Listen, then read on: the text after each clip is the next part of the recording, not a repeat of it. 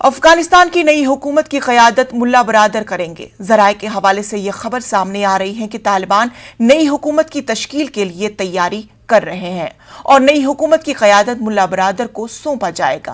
अफगानिस्तान में हुकूमत तश्कील देने के सिलसिले में तालिबान लीडरों के बीच मुशावरत का अमल अभी मुकम्मल नहीं हुआ है।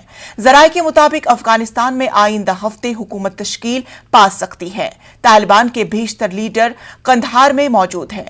ज़राए के मुताबिक हैबतुल्लाह को सुप्रीम लीडर बनाया जा सकता है। ख्याल है कि पहले जुमे की नमाज के बाद नई हुकूमत तश्कील दिए जाने की बात कही जा रही थी।